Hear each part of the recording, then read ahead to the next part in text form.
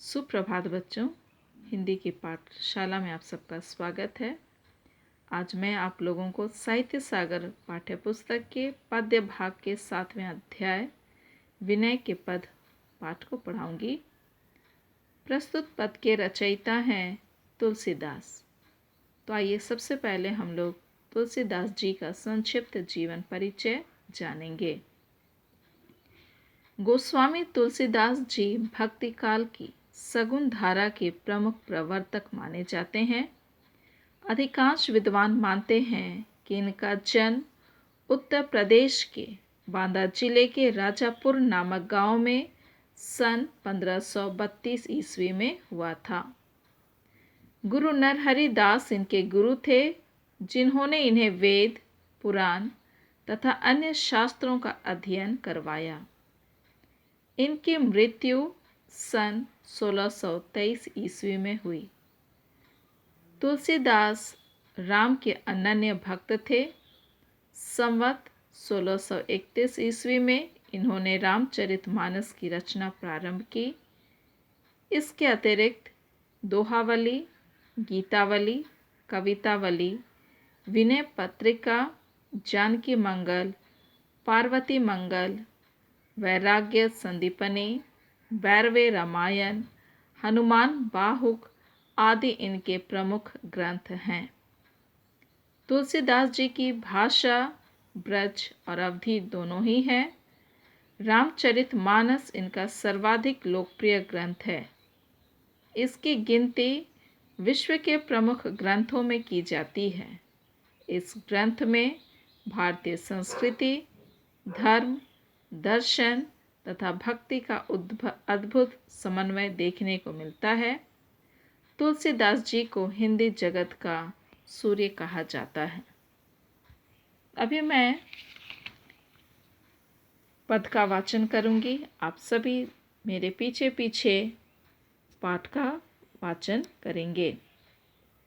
विनय के पद। ऐसो को उदार जग माही, बिनु सेवा जो द्रवै, दीन पर राम सरसे कोई नाही। जो गति जोग विराग, जतन करी नाही, पावन मुनि ज्ञानी। सो गति देत गीध सबरी कहूँ, प्रभु न बहुत जिय जानी। जो संपत्ति 10 शीस अरब करी, रावण शिव पह लीन्ही। सो संपदा विभीषण का अति सकुच, सहित प्रभु दीन्ही। तुलसीदास सब भांति सकल सुख, जो चाहसी मन मेरो। तो भजु राम काम सब पूरन कर, कृपा निधि तेरो। जाके प्रिय न राम वैदेही, तजिए ताहि कोटि वैरी सम, जदपि परम सनेही। तजो पिता प्रहलाद, विभीषण बंधु भरत महतारी। बलि गुरु तज्यो कंत, ब्रज बनि तनहि, भय मुद मंगलकारी। नाते नेह राम के मनियत, सुहृद सुसेव्य जहाँ लौ। अंजन कहाँ आँख जेहि फूटै, बहु तक कहो कहाँ लौ। तुलसी सो सब भांति परमहित, पूज्य प्रांते प्यारो। जासो होए सनेह राम पद, एतो मतो हमारो। तुलसीदास। इस पद में आपने बहुत सारे लोगों के बारे में सुना, जैसे विभीषण, माता सबरी, प्रहलाद, भरत, वैदेही, बलि आदि के बारे में। तो आज मैं आप लोगों को इनसे संबंधित अंतर कथाओं के बारे में बताऊंगी, ताकि आप इस पद को अच्छी तरीके से समझ पाएंगे। गिद्ध। गिद्ध से कवि का संकेत गिद्धराज जटायु से है। जब रावण सीता का हरण करके आकाश मार्ग से लंका की ओर जा रहा था, तो जटायु ने सीता को पहचान लिया और रावण से उन्हें मुक्त करवाने के लिए उससे युद्ध किया। कुछ देर युद्ध करने के बाद जटायु बुरी तरह घायल होकर गिर पड़ा। जब राम और लक्ष्मण सीता को खोजते खोजते उस मार्ग से गुजरे तो जटायु ने उन्हें सारी कथा सुनाई और श्री राम के हाथों में ही अपने प्राण त्याग दिए। श्री राम ने जटायु को मुक्ति प्रदान की। शबरी शबरी एक वनवासी जाति सबर की महिला थी। वह श्री राम की परम भक्त थी।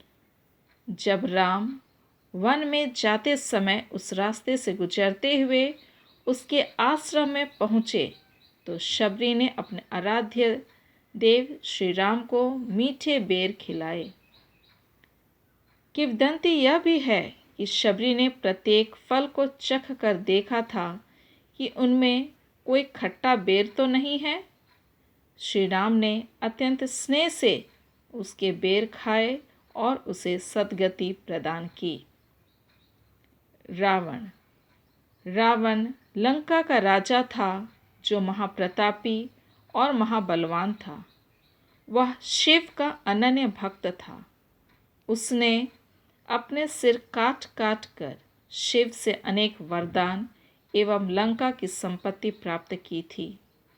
रावण ने सीता का हरण कर लिया था, जिसके कारण श्री राम ने उससे युद्ध किया और उसका वध किया।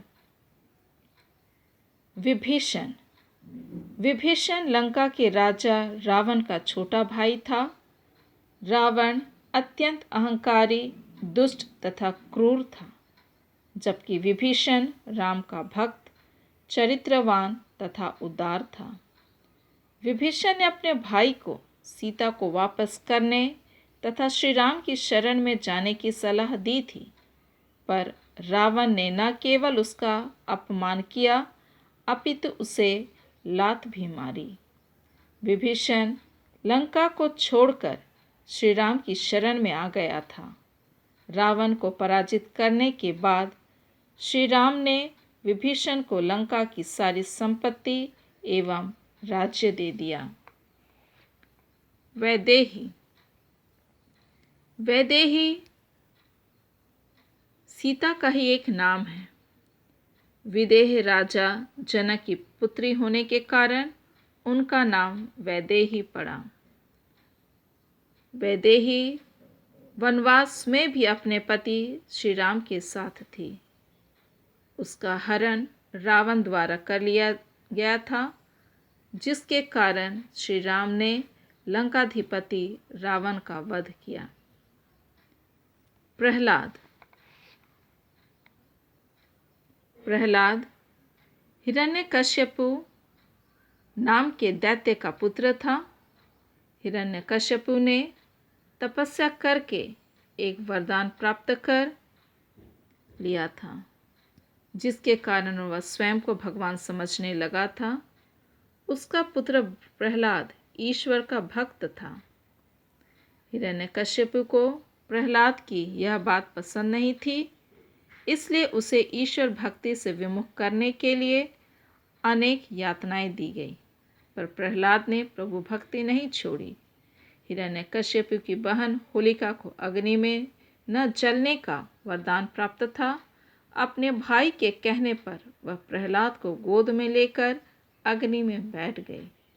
होलिका जल गई और प्रहलाद का बाल भी बांका न हुआ। भगवान ने नृसिंह का अवतार लेकर हिरण्यकश्यपु का वध किया था। भरत अयोध्या नरेश दशरथ का पुत्र था। कैकेयी उसकी माता थी। कैकेयी ने दशरथ से अपने 2 वरदान मांगे, एक में भरत के लिए राजगद्दी और दूसरे में राम को 14 वर्ष का वनवास। भरत उस समय अपनी नैनीहाल में थे। जब वे अयोध्या आए और उन्हें पता चला कि राम के वनवास एवं पिता की मृत्यु का कारण उनकी माता है, तो उन्होंने अपनी माँ का बहिष्कार कर दिया और राजगद्दी पर भी नहीं बैठे। बलि गुरु भगवान विष्णु ने वामन अवतार लेकर राजा बलि से 3 पग भूमि मांगी थी। बलि ने उन्हें 3 पग भूमि देने का संकल्प किया। बलि के गुरु शुक्राचार्य को यह ज्ञात हो गया था कि वामन के रूप में स्वयं विष्णु भगवान ही हैं उन्होंने बलि को इसके प्रति सचेत करते हुए वामन को 3 पग भूमि न देने का आग्रह किया, पर बलि ने गुरु की यह आज्ञा नहीं मानी और सहर्ष 1 पग में पृथ्वीलोक, दूसरे में आकाशलोक, तीसरे पग में स्वयं ही वामन को अर्पण कर दिया। इस प्रकार बलि ने अपने गुरु का परित्याग कर दिया। ब्रज बन ही तन ही। ब्रज की गोपिकाएं श्री कृष्ण से अनुराग रखती थी तथा उनकी रास लीलाओं में सम्मिलित होती थी। उन गोपिकाओं के पतियों को इस बात पर उनसे विरोध था। उन्होंने उनसे रास लीला में सम्मिलित न होने को कहा, पर कृष्ण भक्त गोपिकाओं ने अपने पतियों की बात नहीं मानी। धन्यवाद।